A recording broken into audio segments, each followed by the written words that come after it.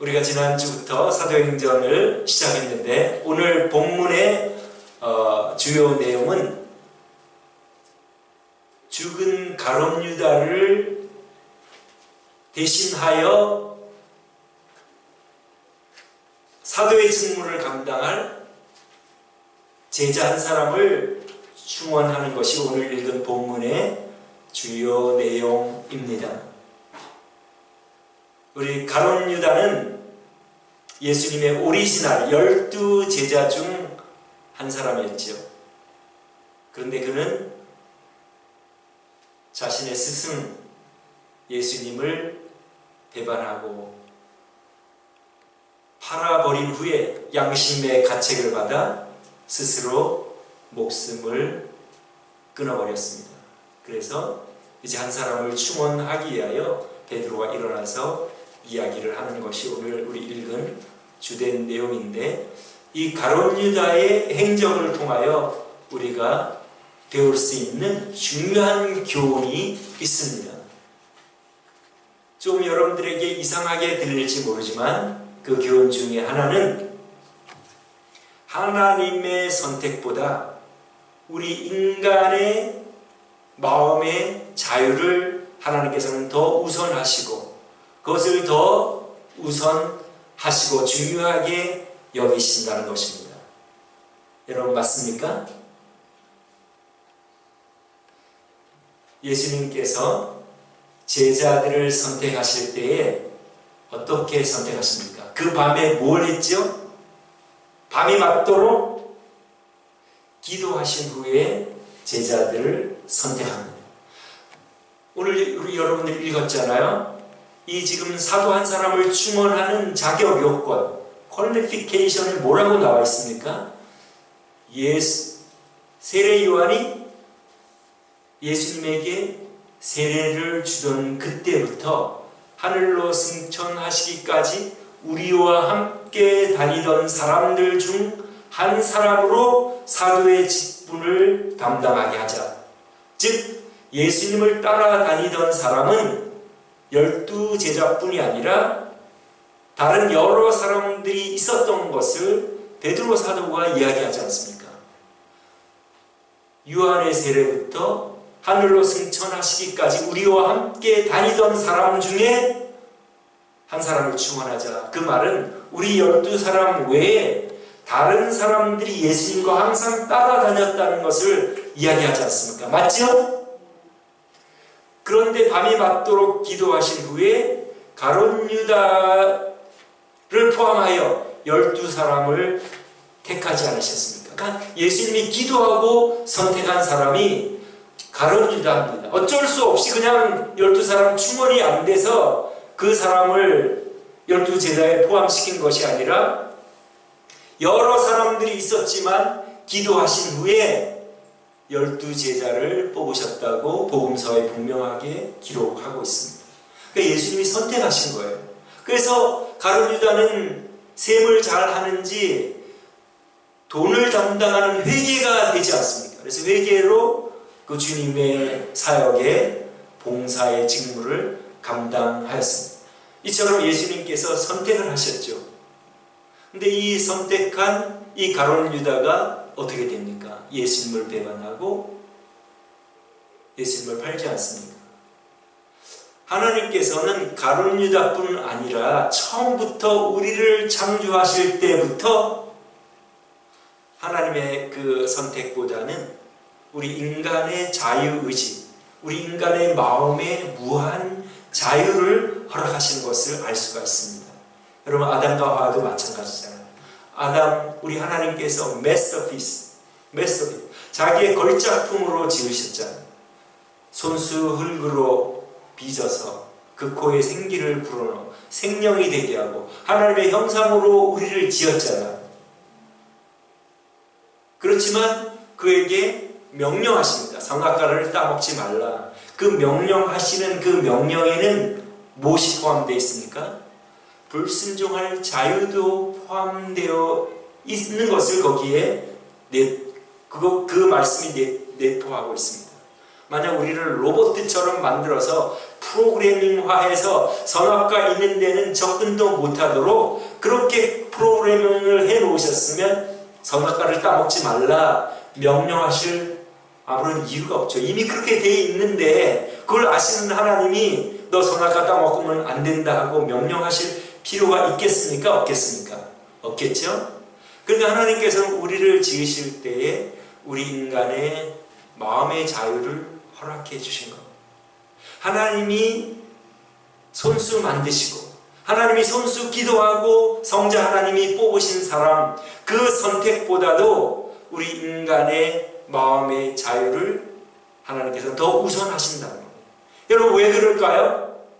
그것은 바로 하나님이 우리 인간을 지으신 목적을 성취하는데 그것이 꼭 필요하기 때문에 하나님이 우리를 창조하신 목적이 뭐죠? 왜 우리를 창조하셨습니까?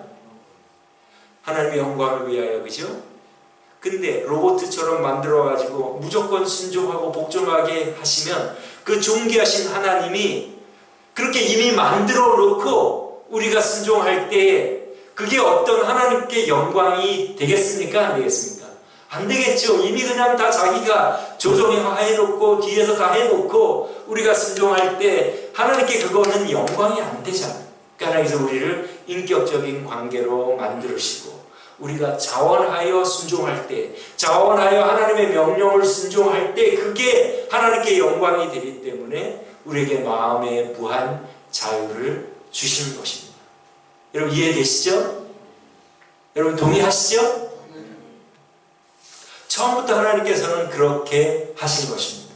하나님께서는 하나님의 선택보다 우리 인간의 마음의 자유를 우선하신다.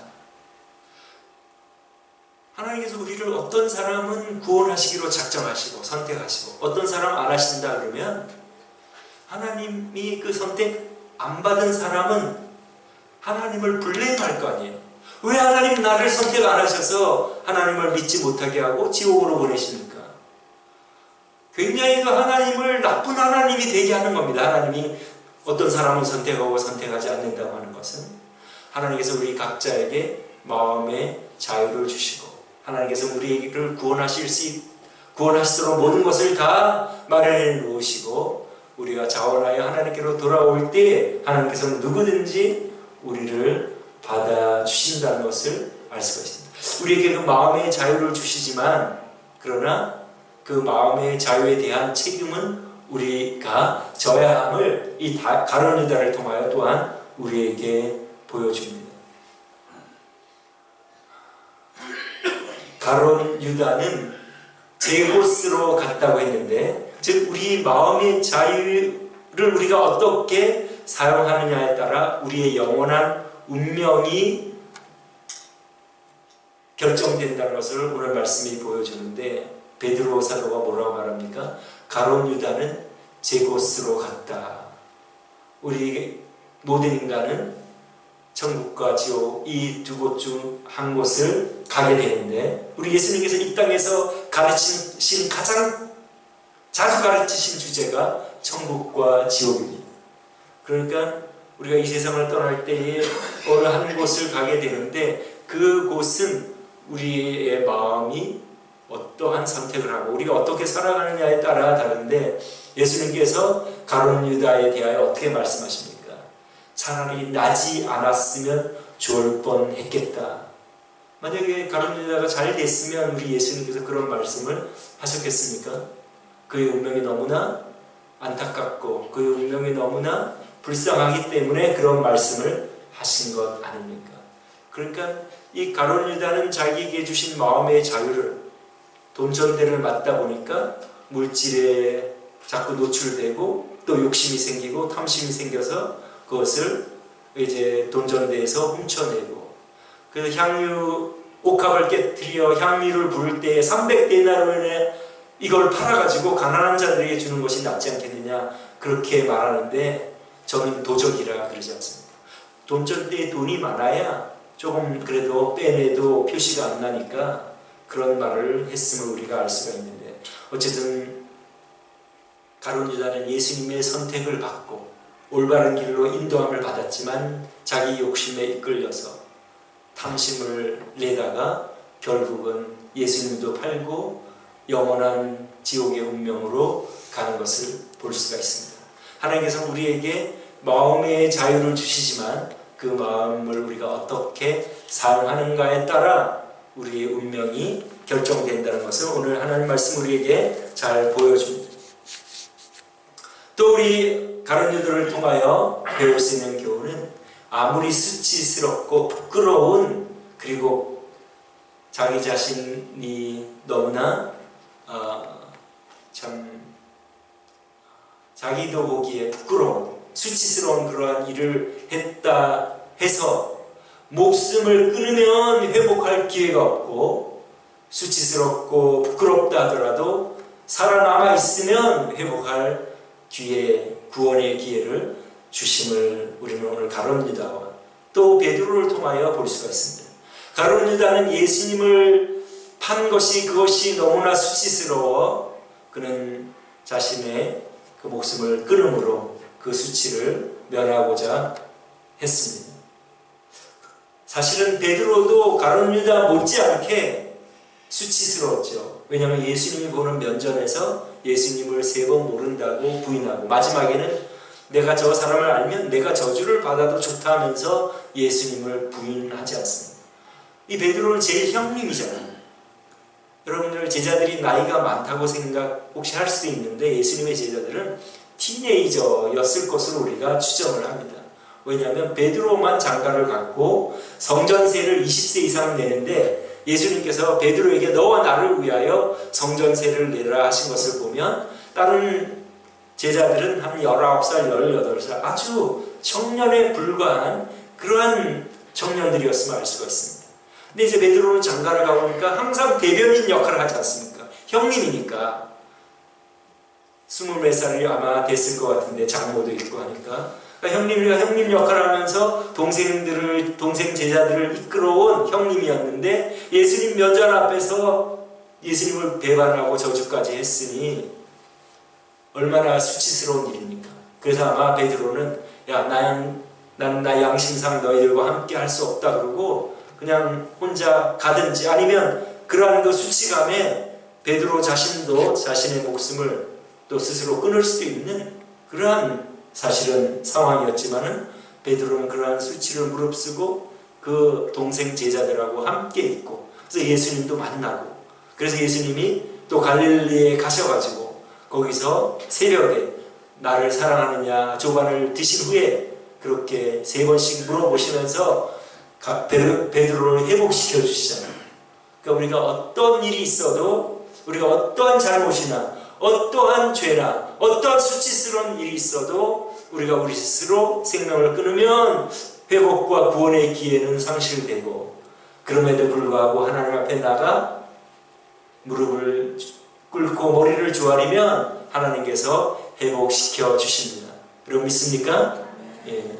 그래서 우리 가룟 유다를 통하여 우리가 배울 수 있는 교훈은, 하나님이 우리를 선택하시는 것보다 우리 마음의 자유를 하나님께서는 무한 존중하시고 우리를 인격적으로 대해주시고 우리에게 마음의 자유를 주시고, 그 마음의 자유를 주시는데 거기에 대한 책임은 우리가 져야 되고, 또 가룟 유다처럼 스스로 수치스러워서 너무 자기를 중요하게 생각하는 거죠. 사실은 우리는 하나님 앞에서 아무것도 아니다 겸손히 내려놓으면 그걸 극복할 수 있었을 텐데 자기를 중요하게 생각하고 자기 자존심을 중요하게 생각하는 거예요. 하나님을 따라가는 첫걸음은 자기를 부인하는 사람입니다. 아무든지 나를 따라오려거든 자기를 부인하고. 우리가 살아가면서 많은 문제들이 생기는 것은 아직까지도 내가 살아있고 나를 중요하게 생각하고 내 자존심을 중요하게 생각하고 나를 중요하게 생각합니다. 우리 그리스도인들은 나는 아무것도 아니고 나는 내세울 것도 없고 한때 나는 하나님을 떠났던 죄인이며 예수님의 복로로 구원받을 수밖에 없는 죄인이며 나는 아무것도 아니다 자신을 내려놓을 때, 그때부터 참된 그리스도인의 삶을 살 수가 있습니다. 왜냐하면 예수님이 우리에게 말씀하실 때 아무든지 나를 따라오려거든 자기를 부인하고, 자기를 부인한다는 말이 뭡니까? 자기는 없는 사람처럼 자기 십자가를, 그 자기를 부인하는 것이 십자가인데 그 십자가를 지고 나를 쫓으라. 너희들이 이제 아무것도 아니고 내가 너희 인생의 주인이고 너는 나에게 순종할 피조물에 불과하다. 그러니까 우리를 내세울 때는 항상 문제가 생깁니다. 항상 어디를 가든지 문제가 관계에 문제가 생기고 어딘지 문제가 생기고 나를 죽이고 나를 겸손하게 하고 그러면은 하나님이 아시니까 하나님 우리를 오해하고 어떤 사람이 우리에게 잘못 말하면 하나님께 쌓아놓는 기회가 되는 거예요. 하나님이 이걸 보시고 또 나를 긍휼히 여기시고 더 좋은 곳으로 다윗이 쫓겨갈 때에 시므이가 막 저주할 때에 그 옆에 있던 부하가 가서 목을 베릴까요 했을 때 가만두를 하나님이 그걸 보시고 나를 보시고 더 좋은 곳으로 주시지 않겠느냐 그렇게 고백하지 않습니다. 우리 그리스도인들은 자기를 중요하게 자기가 살아있는 사람은 이렇게 가룟 유다처럼 생명도 끊을 수 있고 자기를 중요하게 생각하면 그렇습니다. 그러니까 우리는 하나님을 따라간다는 그 자체가 나는 없는 사람이고 나는 내세울 게 없는 사람이고 하나님께 나는 하나님의 이름만 높임을 받으시면 된다. 그렇게 우리가 살아가는 것이 그리스도인의 삶인 줄 믿습니다. 그래서 우리에게 주신 이 마음의 자유, 이 마음의 자유를 어떻게 사용하는가는 여러분들 자신과 하나님이 다 아시죠. 우리 다른 사람들은 모릅니다. 여러분 가룟 유다 보십시오. 가룟 유다는 외부 사람들이 볼 때 그 이스라엘 다른 사람들이 볼 때 예수님의 제자로 따라다니는 사람이니까 예수님을 잘 믿고 예수님께 순종하는 사람인 줄로 다 알았을 거예요. 바깥에서 볼 때는. 그리고 동료 제자들도 가룟 유다가 그런 마음을 가지고 있는지를 전혀 몰랐던 것으로 추정됩니다. 왜냐하면 예수님이 너희 중에 하나가 나를 팔리라 그랬다고 하면 가룟 유다가 그 그룹 중에서 제일 나쁜 사람이었고 티가 나는 사람이었고 드러나게 나쁜 일을 하는 사람이었으면 제자들이 수근수근 야, 이 유다가 파나보다 아마 그렇게 기록이 되어 있었겠지만은 그런 어떠한 암시를 할 수 있는 구절도 없습니다. 서로 어리둥절하면서 누굴까 하고 나는 아니지요 그렇게 얘기를 하자. 가룟 유다 자기가 나는 아니지요 이렇게 하기는 하는데 어쨌든 그 제자들 중에서도 가룟 유다가 예수님을 배반하는 것에 대해서는 아무도 눈치를 채지를 못했습니다. 모르는 거죠. 그것은 바로 오늘날 교회를 다니는 우리 모두에게 적용되는 말씀입니다. 여러분은 저의 마음을 모르고 저는 여러분들의 마음을 모릅니다. 그러니까 우리들 중 하나가 가룟 유다처럼 될 수 있는 가능성은 우리 모두에게 열려 있는 것입니다. 그래서 하나님과 여러분들 자신만이 아는 것이고 여러분들의 마음을 하나님이 보실 때에 육신의 정욕과 안목의 정욕과 이생의 자랑에 늘 거기에 순응하면서 자기의 정욕을 따라 살아가는지 아니면 그런 우리가 이 세상을 살아가는 한 그런 유혹에 직면할 수밖에 없습니다. 육신의 정욕, 안목의 정욕, 이생의 자랑, 육신의 정욕은 아마 성적인 것과 많은 관련이 있는 것으로 우리가 생각할 수 있습니다. 안목의 정욕, 이것은 어떤 면에서는 재물과 관련이, 그 다음에 이생의 자랑, 명예, 나를 중요하게 생각하는 그런 명예, 이러한 것들을 우리가 늘 부딪히지만 하나님의 말씀을 마음에 새기고 그것을 싸워 이기고 우리 자신을 복종시키는, 하나님께서 그거를 순간순간 우리가 그런 상황에 부딪힐 때에 우리의 마음을 어떻게 작동시키는가, 하나님께서 그것을 보시고 우리가 참된 믿음이 있는지 그렇지 않은지를 보신다는 말씀입니다. 오늘 우리 본문에서도 기도할 때에 어떻게 기도합니까? 24절 말씀에 보면 저희가 기도하여 가로되 무사람의 마음을 아시는 주여, 마음을 보신다 그러셨습니다. 우리 인간들은 외모를 봅니다. 다윗 왕을 뽑을 때에 사무엘 선지자가 가서 첫 아들이 잘생겼으니까 정말로 하나님께서 왕을 예비하셨구나.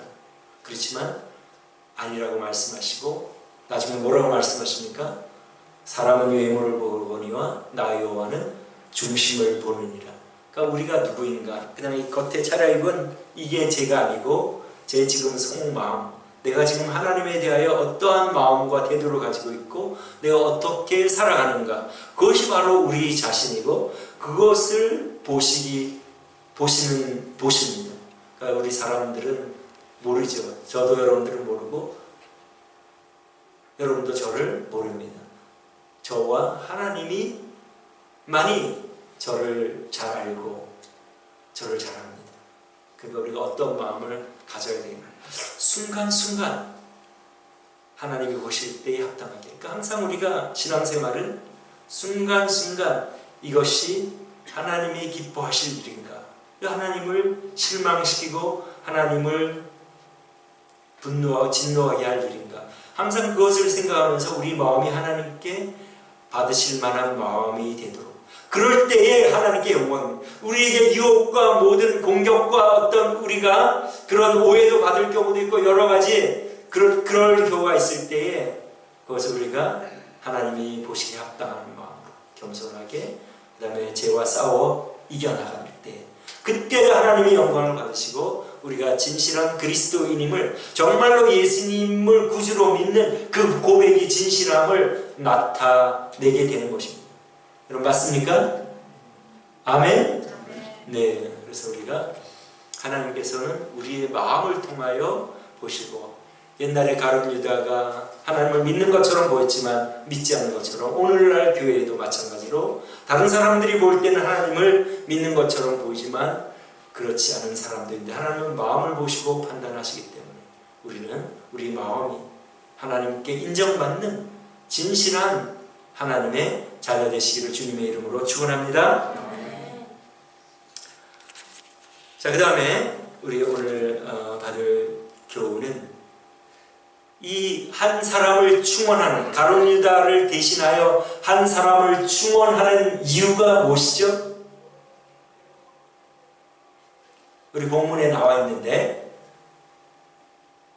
뭐 때문에 한 사람을 충원합니까? 22절 말씀에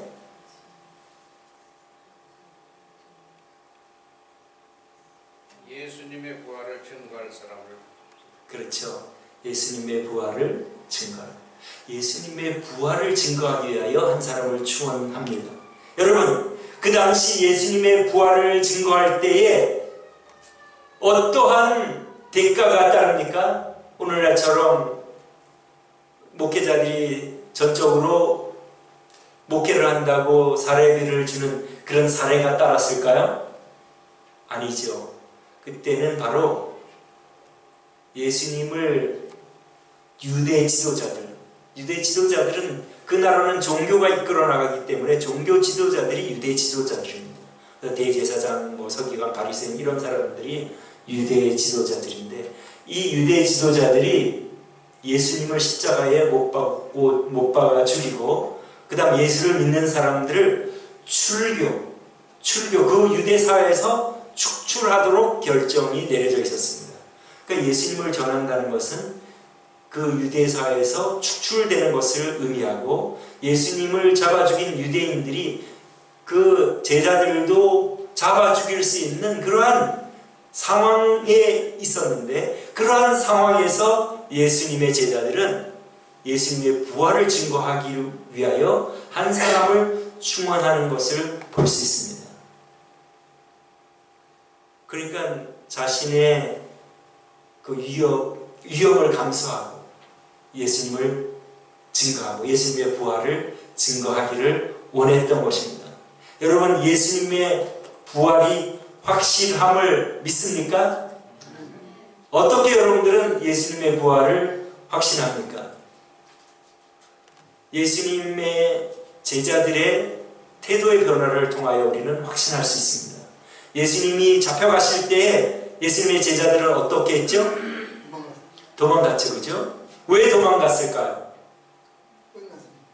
끝났으니까. 그 다음에, 그죠? 자기들도 죽일까봐 자신의 신체적인 그 위험에서 빠져나가기 위해서 도망갔죠, 그죠? 예수님의 수제자 베드로는 예수님을 3번 부인했고 예수님은 십자가에서 달려 돌아가셨습니다. 그러면 근데 문제는 지금 이 교회가 있고 예수님의 이야기가 우리에게 전해져 내려온다는 사실인데 그것은 바로 예수님의 부활이 아니고는 설명할 수 없죠. 다 도망가고 그때 기독교는 끝났어야 됐죠. 왜냐하면 예수님은 돌아가시고 제자들은 도망갔기 때문에. 어떤 일이 벌어졌습니까? 예수님이 부활하시고 그들의 눈에 나타나시고 눈에서 하늘나라로 올라가시니까 그들은 예수님이 말씀하신 천국과 지옥이 진짜구나, 하늘나라가 있구나, 눈에서 올라가셨으니까 죽어도 끝이 아님을 그들이 알고 이제는 목숨이 죽는 것을 두려워하지 않고 예수님을 전하여 오늘날까지 우리에게 복음이 전해진 것을 볼 때 우리는 그것을 확신할 수 있습니다. 그 사람들이 진짜로 살았는지 우리가 어떻게 알 수 있습니까? 그것이 바로 우리 교회입니다. 우리는 눈으로 예수님을 보지 못했지만 제자들 못지않는 증거를 가지고 있습니다. 이 교회가 시작된 그 오리진, 교회의 기원은 사도행전에 나타난 베드로가 사람들에게 설교하여 3,000명이 회개하고 교회가 시작된 외에 다른 어떠한 곳에서 교회가 시작되었다는 어떠한 근거나 어떠한 문헌도 발견할 수 없고 오직 사도행전을 통하여 교회가 세워진 것을 우리는 알 수밖에 없습니다. 그런데 교회가 지금 있는 것은 사실이잖아요. 여러분들이 이 자리에 앉아 계시는 건 사실이잖아요. 이 교회를 거슬러서 2000년 전에 올라가 보면 거기에 누가 있는가? 예루살렘 교회와 제자들이 거기 있습니다. 그 외에는 다른 것을 우리가 전 세계에 걸쳐 교회가 있는 것은 부인할 수 없는 사실이고 그것을 전한 사람이 있기에 교회가 생겨난 것은 부인할 수 없는 사실이고 그 기원은 이 예수님의 제자들이 예수님의 부활을 목격하고 전하여 그 예수님은 하나님의 아들이시고 부활했기 때문에 인간이 아니고 하나님의 아들이시며 우리를 위하여 돌아가신 구원주이심을 그들이 전하고 그래서 그들이 예수님을 영접하고 예루살렘의 교회가 형성이 되고 전하여지고 오늘 저와 여러분들이 교회에 앉아 계시는 것입니다. 이거보다 더 확실한 증거가 있습니까? 없겠죠. 그러니까 우리는 우리의 신앙의 뿌리는 어디에 두어야 되느냐? 이 제자들이 전해준 예수님의 부활의 뿌리를 둘 때 우리는 흔들리지 않습니다. 만약에 예수님이 부활하지 않았으면 우리와 같은 인간에 불과하기 때문에 그는 우리를 위한 구원주도 되지 않고 우리를 위하여 돌아간 구원주가 되지 않게 되는 것입니다. 부활하심으로 하나님의 아들로 입증되시고 그분이 우리 죄를 위하여 돌아가신 구원주가 되시고 부활하여 천국으로 가심으로 거기에 천국이 있고 하나님이 계시고 천국과 지옥이 있고 영생이 있음을 예수님의 부활로 우리에게 입증하신 것입니다. 그러니까 우리의 신앙이 혹시 흔들릴 때 우리에게 처음 예수님을 전해준 이 사도들 그리고 그 예수님을 전하다가 목숨을 잃은 사도들을 생각할 때 우리는 우리의 신앙이 흔들리지 않을 수 있습니다.